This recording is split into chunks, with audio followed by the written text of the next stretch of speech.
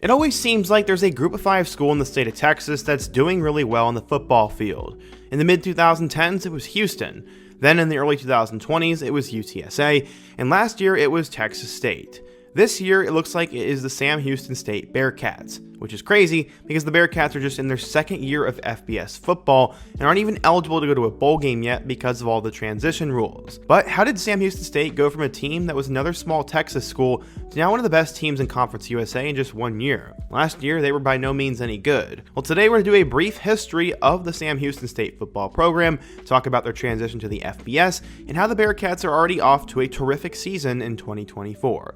But before we get started, if you're a big fan of college football, be sure to subscribe to the channel, leave a like if you want to support today's video, and let me know what player, team, topic, or situation I can cover next. Now let's get started and talk about the rise of Sam Houston State. So in order to understand how the Bearkats got here, we first need to go back in time. They had played football since 1912, but weren't anywhere near as big as they are today. They played in the NAIA from 1932 to 1981, which isn't even NCAA in terms of level of play, and it's more like an in-between Division III and Division II.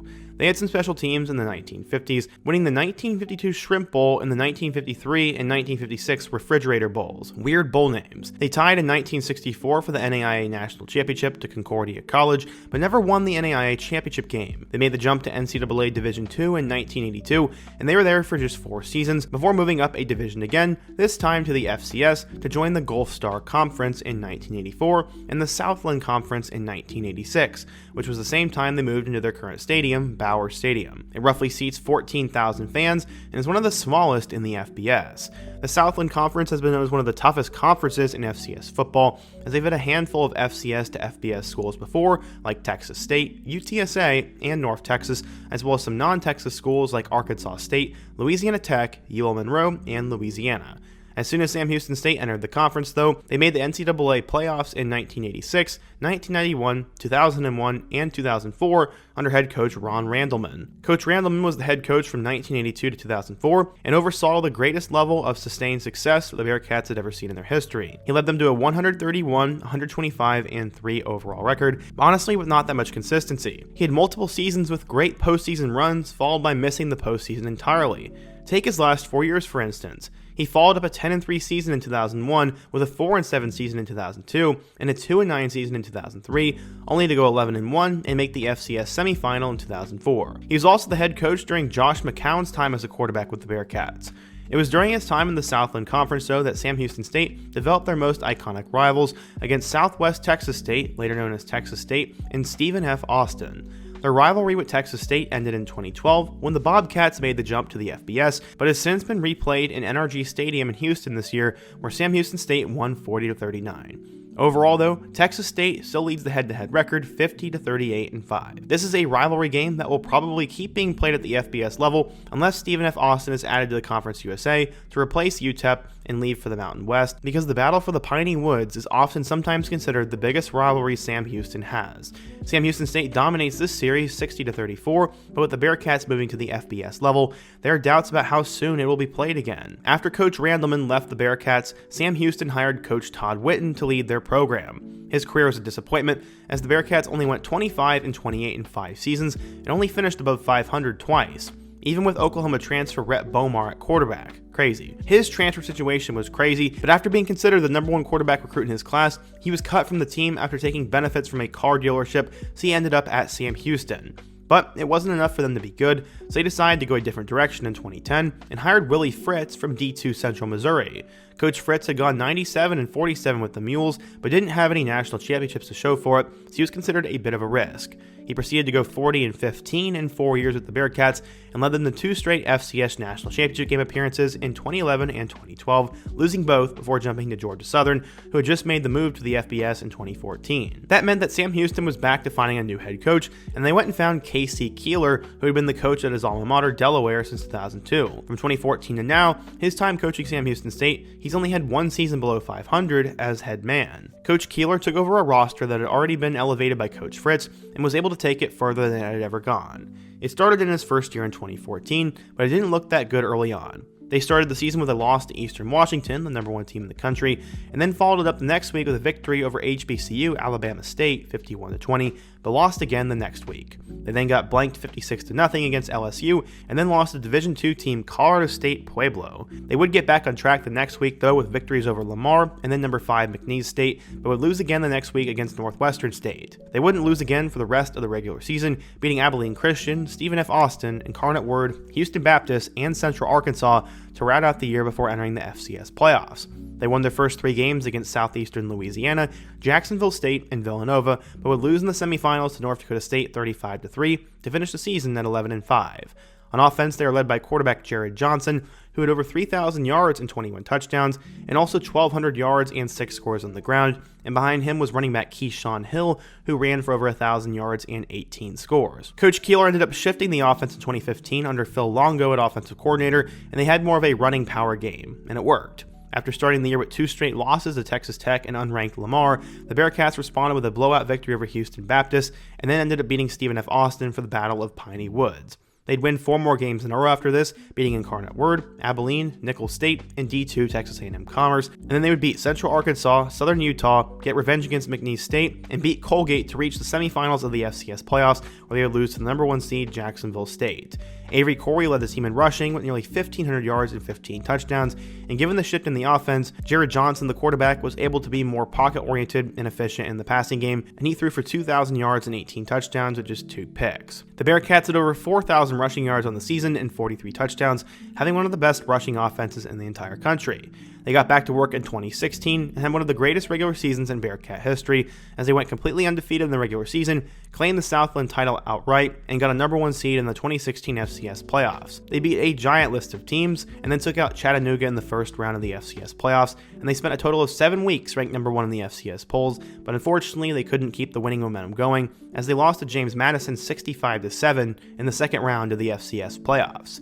Remus Bolmar was the team's leading rusher with 932 yards and 8 touchdowns, and Corey Avery also managed to have nearly 1,000 yards and 10 touchdowns despite battling an injury. Their starting quarterback Jeremiah Briscoe scorched the earth, throwing for 4,602 yards and 52 touchdowns, and he won the Walter Payton Award, which is basically the FCS version of the Heisman Trophy. 1,100 of those yards and 14 touchdowns went to Jedediah Lewis, and over 1,000 yards and 12 scores went to Nathan Stewart.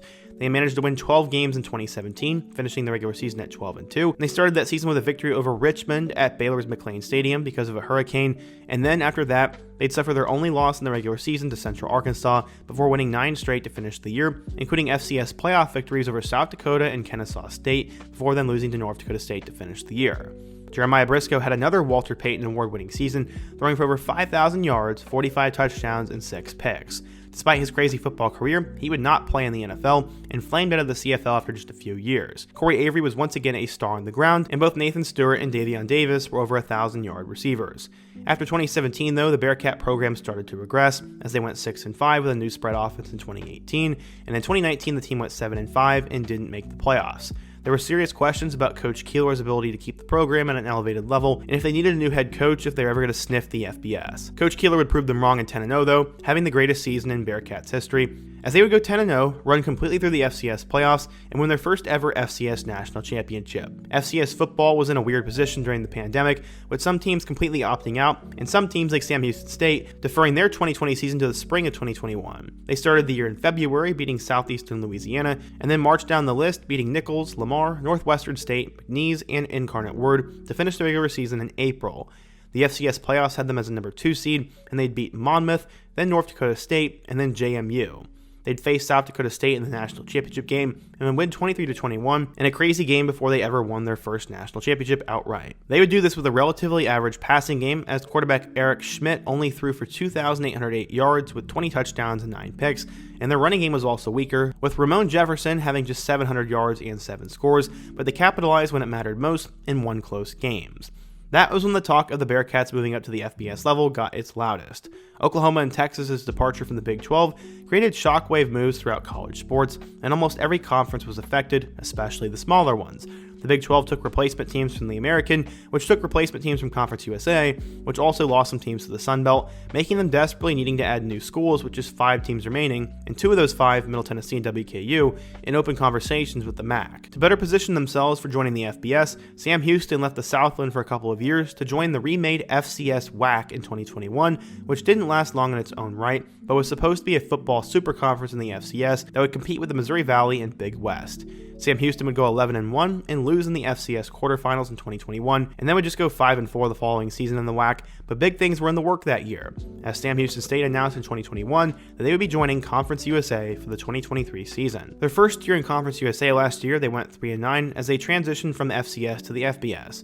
Even if they did go 500, they wouldn't have been able to compete in a bowl game or a playoff system because of the rules dictating FCS to FBS transitions, saying that schools can't make the postseason during the first 2 years or so, which was a big deal for James Madison last year. But this year, the Bearkats are already off to a hot start. They're sitting at 5-1 halfway through the season, with victories over Rice, Hawaii, New Mexico State, Texas State, and UTEP, and their only loss coming against UCF on the road. They're favored in just about every game the rest of the season too, except for a big game to end the year against Liberty. They're doing better than Jacksonville State, who joined Conference USA alongside them, and last year went 9-4 and somehow managed to work their way past the bowl ban, but it looks like they'll have the same season the Gamecocks did last year and will potentially push to make some noise around the end of the year and fight the bowl ban like Jacksonville State and James Madison did last season. With the UTEP leaving for the Mountain West soon though, and Conference USA adding Kennesaw State this year and Delaware and Missouri State next year, Sam Houston will already be one of the most prominent teams in the league and now the only school in a talent-rich state of Texas.